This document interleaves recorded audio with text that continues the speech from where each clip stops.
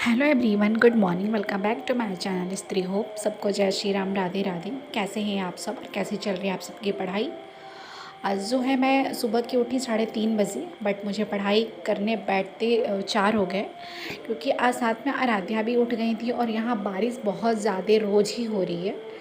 तो इसलिए मैं उठ तो गई थी 3:30 बजे, बट मुझे मतलब पढ़ना था, तो फिर वो उठ गई और फिर उनको मैंने आधे घंटे तक उनको सुलाने में लगा, क्योंकि लाइट ऑन करके पढ़ना था। और जैसे मैं लाइट ऑन करती और जब मैं बैठ जाती हूँ पढ़ने, तो फिर वो सोती नहीं है।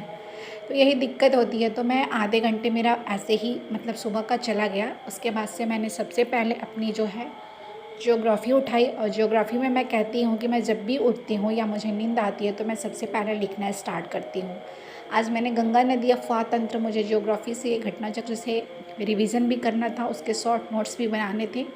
तो मैंने उसके नोट्स बनाने जो अपना अभी मैं आप सबसे शेयर करती हूँ कि मैंने अभी घटना चक्र के शॉर्ट नोट्स बनाने स्टार्ट किए हैं, क्योंकि मैंने लूसेंट और एनसीईआरटी से सारी चीज़ें ऑलरेडी पढ़ चुकी हूँ। बस अब मेरी जो है रिवीजन बस घटना चक्र पे ही मैं डिपेंड हूँ, और ये 4 महीने मैं बस इसी को देने वाली हूँ, मतलब बार बार इसी बुक को जितना भी टाइम मिले और अपने सिलेबस के अकॉर्डिंग कि हाँ ठीक है। तो यहाँ पे शॉर्टकट इसलिए है ना कि बहुत इसमें मतलब इस अपने नोटबुक से मैं बहुत अच्छे से चीज़ें जो है कवर कर लेती हूँ और बहुत जल्दी मुझे याद भी हो जाता है। वहाँ पे है कि आपको एक क्वेश्चन बहुत बार मिलेंगे, और फिर मतलब कि एक होता है ना कि एक ही पेज में, 2 पेज में एक ही जो है उसको एक ही क्वेश्चन को बार बार रिवाइज किए हुए हैं लोग। तो मैंने एक शॉर्टकट है अपना बनाना स्टार्ट किया। और उसके बाद से वही आज करंट अफेयर्स की सर की क्लास नहीं हुई थी, तो मैंने जो कल के अपने नोट्स बनाए थे उसको मैंने रिवाइज़ करी। वैसे मेरी करंट अफेयर्स अभी तक मैंने जितना भी उसको नोट डाउन किया है, ये मेरी ऑलरेडी बहुत ही अच्छे से कंप्लीट हो चुकी है, ऑलमोस्ट जितनी भी है। बस रिसेंट कल वाली और उसके पिछले दिन वाली अभी अच्छे से मैं उसको रिवाइज़ नहीं कर रही हूँ, लेकिन फिर भी मैं उसको रोज़ देखती हूँ, क्योंकि चाहे आधे घंटे हो या 10 मिनट हो, मैं अपने नोट्स को ज़रूर एक बार रिवाइज़ करती हूँ, ताकि जो है मैं इसको भूलूँ नहीं या मेरे से स्किप ना हो।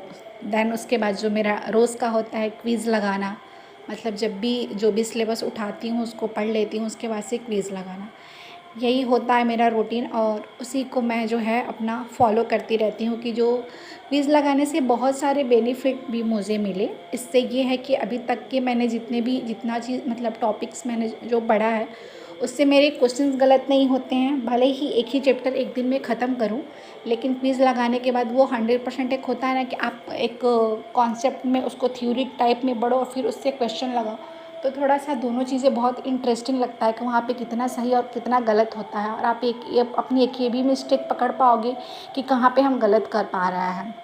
तो ये वाली चीज़ें होती हैं और यही फ़ायदा होता है। इसलिए मैं भी सारे लोग सजेस्ट करते हैं कि आप जो भी पढ़ो सबसे पहले उसको पढ़ने के बाद से आप क्विज़ लगाने स्टार्ट करो। और गूगल पे तो वैसे भी आजकल सारी चीज़ें क्रॉनिकल की वहाँ पे सेट भी है, जो कि क्विज़ बहुत ही अच्छा वो लोग प्रोवाइड करवाते हैं। तो वहीं से मैंने उस पर एक अपना अकाउंट बना लिया और मैं डेली उसी से अपना जो है क्विज़ लगाती हूँ। तो वैसे ही है, मैं अपना जो है पूरा करती हूँ टारगेट। अभी मेरे यहाँ बगल में हर कीर्तन हो रहा है, आप लोगों सबको साउंड जा रहा होगा, तो थोड़ा सा वॉइस ओवर करने में मुझे परेशानी, क्योंकि तो मैं अपनी बेडरूम में ही, बट फिर भी साउंड थोड़ी सी धीरे धीरे आ रही है।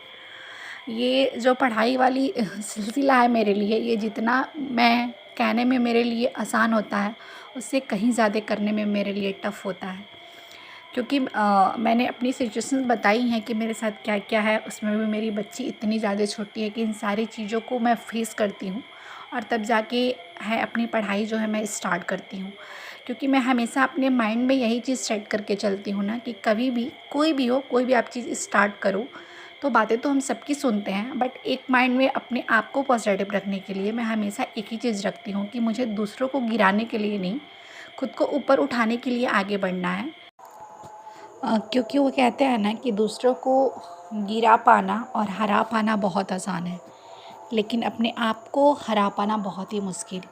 ये मैं बातें यहाँ पे इसलिए कह रही हूँ कि हम सबकी हमेशा एक ही परेशानी होती है कि हम जब भी अपना पढ़ने के लिए शेड्यूल बनाते हैं, हम सोचते हैं तो हैं एक दूसरे को देख के कि अगर वो 3 बजे उठ रही हैं या वो 2 बजे उठ रही हैं तो मैं भी उठ के अपनी पढ़ाई करती हूँ, और हम चाह के भी कभी भी अपने मन पे कंट्रोल नहीं कर पाते, काबू नहीं कर पाते कि हम पढ़ लें। तो इसीलिए सबसे ज़्यादा ज़रूरी है कि हम अपने मन को अपने कंट्रोल में रखें, अपने मन को हराएं, और हम चाहे जो परिस्थितियाँ हो हमारे अकॉर्डिंग हो या ना हो, चाहे हमारे मतलब कि कितनी भी विपरीत हो, हम अपने टारगेट को पूरा करने के लिए अपने मन पे कंट्रोल करके आगे बढ़ते रहें। क्योंकि जब तक हम अपने मन पे काबू नहीं करेंगे ना, अपने आप को, एक होता है ना कि अपने जो सोने का हमारा दिनचर्या है कि हमने बना लिया है, उसको जब तक हम वो नहीं करेंगे, हम हराएंगे नहीं, तब तक हम कुछ नहीं कर सकते। मेरे कहने का मतलब बस यही था। आज के ब्लॉग में इतना ही। उम्मीद करती हूँ शायद ये आप लोगों को अच्छा लगे। तब तक के लिए बाय बाय, टेक केयर।